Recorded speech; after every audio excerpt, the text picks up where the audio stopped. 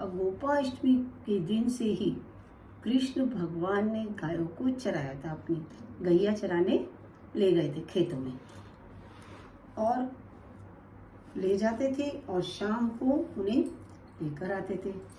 अब जिस समय लेके आते थे उस समय मतलब दिन का और रात का समय दोनों मिलता था, तो वो क्या होती थी, गोधूली बेला। आज के दिन गाय की पूजा करी जाती है। आज है गोपाष्टमी, व्रत भी करते हैं, पूजन भी करते हैं गाय का, और गाय को पक के पीछे पीछे भी थोड़ी दूर जाते हैं जैसे पूजा करनी होती है। और शाम को गाय जब घर आती है उसे गोधूली बेला कहते हैं। ये है आज के गोपा अष्टमी का महत्तम, जो मैंने आपको कल सुनाया था। जो लोग करते हैं व्रत तो करते ही होंगे, जो करते हैं अष्टमी का है, और नहीं करते तो पूजन करिए, बस कर लीजिए। बस घर में भी चाहे गाय है चांदी की, कैसी हो उसको भी पूज सकते हैं, पूजा कर सकते हैं। अब इसमें है, कल है नवमी, आंवला नवमी, जिसमें आंवले की पूजा होती है। कहीं आंवला ना मिले तो होती है कि आंवले का एक ले लें और उसकी पूजा कर लें।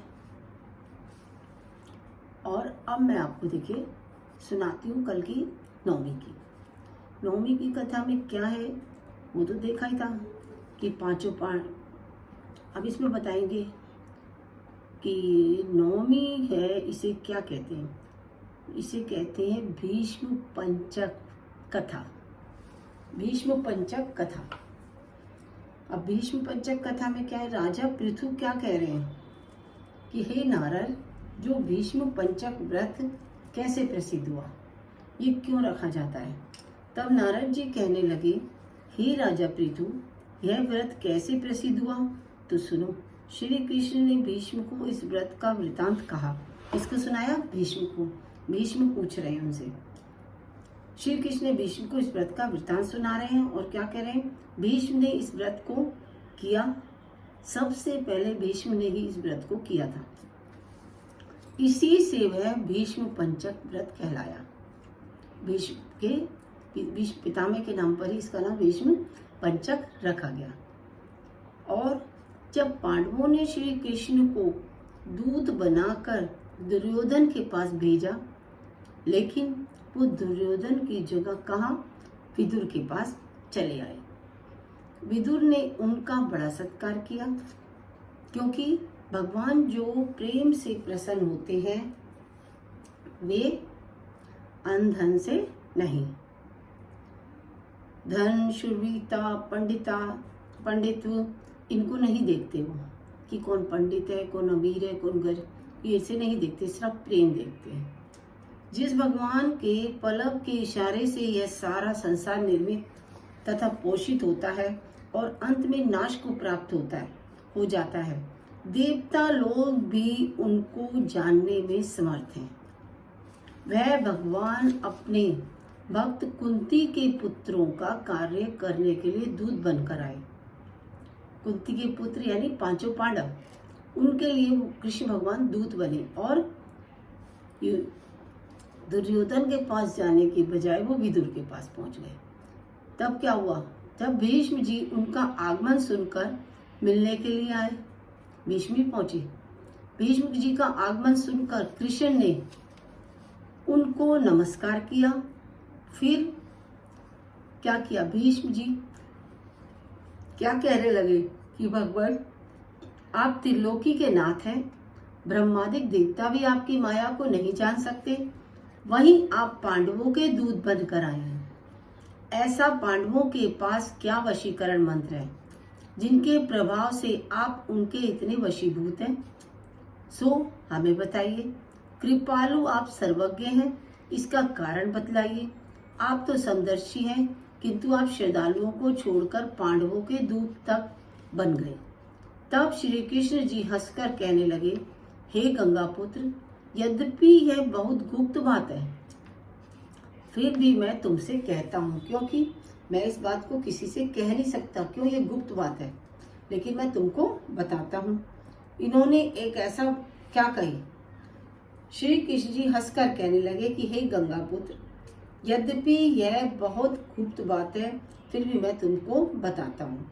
इन्होंने एक व्रत किया है जो मुझको अति प्रिय है, उसी कारण मैं इसके वशीभूत हूँ। मतलब पांचों पांडव है ना, इन्होंने क्या किया है? एक ऐसा व्रत किया है जिनसे मैं इनके वशीभूत हूँ, इनके वश में हूँ। कौन कह रहा है? कृष्ण भगवान। अब मैं तुम्हारे प्रश्न का उत्तर भी देता हूँ। पूर्व काल में क्या था? उज्जैन नगरी क्या थी? उज्जैन नगरी। और उसमें क्या था? उज्जैन नगरी में 5 पांडव ब्राह्मण थे, मतलब 5 ब्राह्मण थे उज्जैन नगरी में, जिनका नाम था क्या? कवि, शुचि, दृढ़, दंत और हंस। ये उन 5 ब्राह्मणों के नाम थे और ये पांचों ही वेदों को जानने वाले थे। पांचों सारे वेदों को जानते थे और रूपवान युवावस्था को प्राप्त हो गंधर्व विद्या में बड़े प्रवीण थे। रूपवान भी थे और गंधर्व विद्या में बहुत प्रवीण थे। अनेक राजसभाओं में गान विद्या दिखाते, अनेक देशों में घूमते और बहुत से द्रव्य प्राप्त करते थे। एक समय वे मथुरापुरी में सुवीर नाम के राजा के पास आए और संगीत कला में निपुण होने के कारण उन्होंने राज्य सभा में जाने की इच्छा की। और क्या किया? राजा के मथुरापुरी में सुवीर नाम से, मतलब सुवीर नाम के राजा के पास आए और संगीत कला में निपुण होने के कारण उन्होंने राज्य सभा में जाने की इच्छा की। राजा के दरबार में जाने की इच्छा की और फिर क्या हुआ? उन्होंने वो 4 दिन तक उपवास करते रहे। सभा में जाने के लिए 4 दिन तक उपवास करते रहे और यमुना में स्नान भी किया, करते रहे। फिर क्या था? उन्होंने एक मनुष्य से राजा का वृत्तांत पूछा।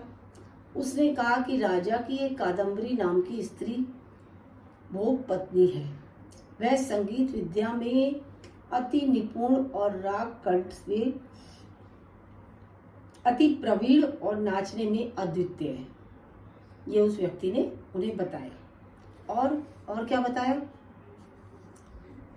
रूप यौवन में मनोहर है, प्रतिदिन राजा के सामने एकांत में नाचती गाती है। ऐसा सुनकर जहां पर नृत्य ताल का शब्द होता था, उस स्थान के पास जाकर वे खड़े हो गए और राजा के पास जाकर क्या हुआ? राजा के पास आने वाले लोगों को से कहने लगे कि दुख की बात है, राजा के समीप कोई नृत्य कला को जानने वाला नहीं है। वीणा में 2 तार ढीले हैं, तार बराबर नहीं है, बाजे में नृत्य शुद्ध नहीं है। इसी प्रकार की बातें सुनकर किसी ने वह वृतांत जाकर राजा को सुना दिया। राजा ने 5 को वहां कादम्बरी का नृत्य हो रहा था बुलाया और वे वहां जाकर राजा को आशीर्वाद देकर बैठ गए। राजा को आशीर्वाद दिया और बैठ गए। कादम्बरी ने उनको संगीत कुशल जानकर विशेष नृत्य किया और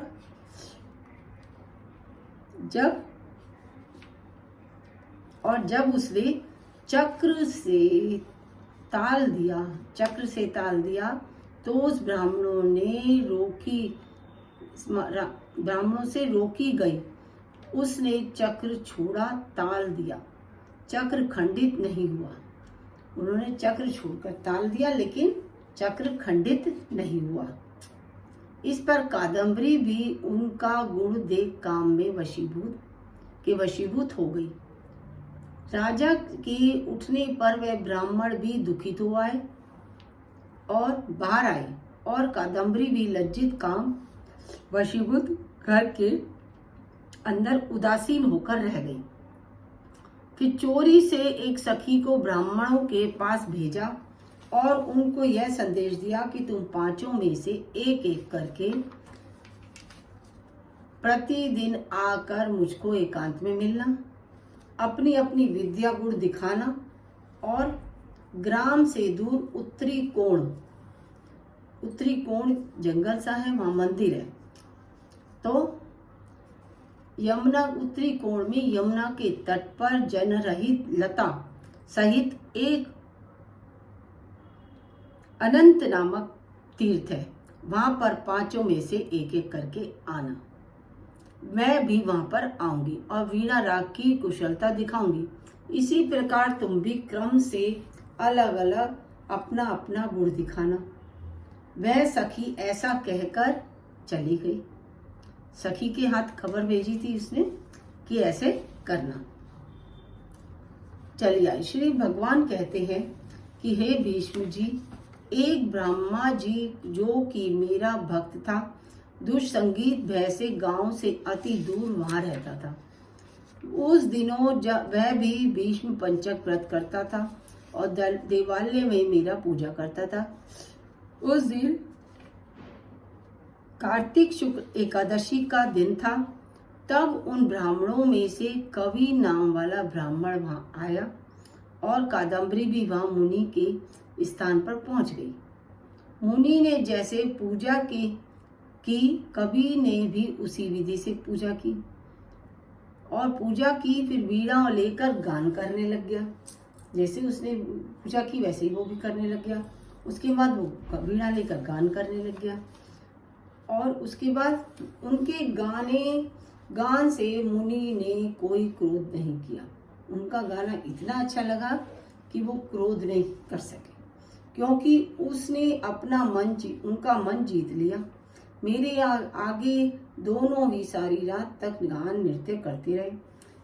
मुनि को गोबर का आचमन करते देख कवि ने भी गोबर का आचमन किया। प्रातःकाल होते ही कादम्बरी राजा के पास गई। मुनि संगीत से उसके सब पाप नष्ट हो गए थे। द्वादशी के दिन कवि अपना सब धन दान करके विरक्त हो गया। कवि दूसरे दिन शुचि आया और उसने भी उसी तरह मुनि को देखकर हमारा पूजन किया और रात भर कादम्बरी के साथ नृत्य किया, गान किया। मुनि को गौमूत्र का आचमन लेते देखकर उसने भी गौमूत्र का आचमन किया।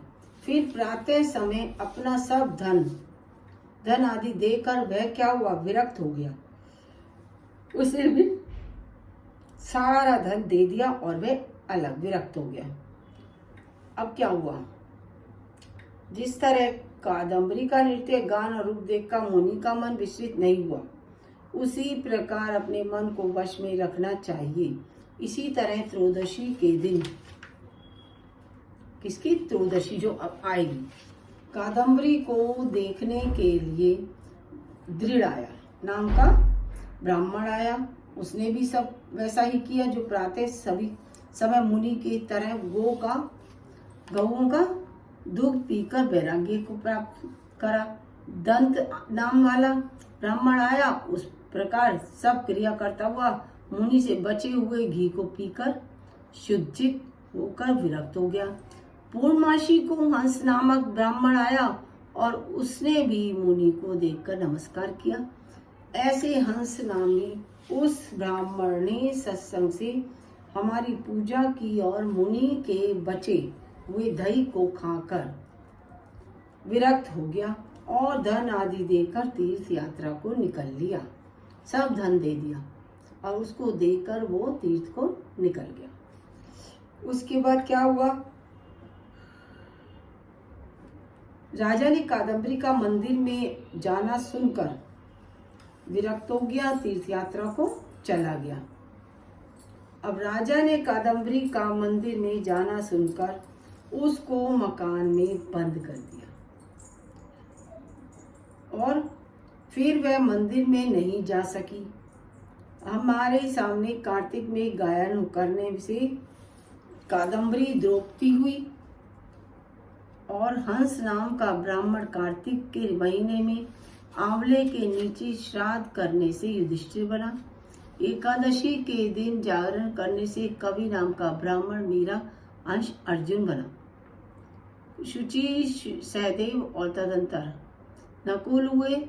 वहाँ पराक्रमी दृढ़ विजन और इस व्रत के प्रभाव से भी हम उनके वशीभूत हैं। अब तुम्हारे इस व्रत के करने के लिए व्रत पंचक कहलाएगा। ये है भीष्म पंचक, भीष्म व्रत। जो कोई मथुरा में इस व्रत को करेगा उसका हम स्वर्ग काल तक लोक, ब्रह्मलोक और विष्णु लोक तथा वैकुंठ लोक लीक कर देंगे। ब्रह्मलोक, विष्णु लोक तथा वैकुंठ लोक देते हैं। नारद जी कहते हैं कि इस व्रत का उद्यापन, उस व्रत का उद्यापन क्या है? वृतांत सुनकर भीष्म जी अति प्रसन्न हुए और सदैव वर्ष इस व्रत को करते रहे। इसी कारण इस व्रत का नाम भीष्म पंचक हुआ। जिस समय भीष्म जी बाणों की शैया पर पड़े थे तब भगवान कृष्ण उनके सम्मुख आए और जब खड़े तब देह न त्याग दिया उनके सामने खड़े रहे। भीष्म जी ने जब तक देह नहीं त्यागी कृष्ण भगवान वहीं पर खड़े रहे। सारी रात भगवान के भजन और भजन आदि गाकर भगवान को जगाए। ब्रह्म कुरुचक व्रत धारण करके पीपल, तुलसी, आंवले का विधिवत पूजन करें। दही, चावल, गन्ना, मूली इनका दान करें क्योंकि 11 के व्रत में यही सब दिया जाता है।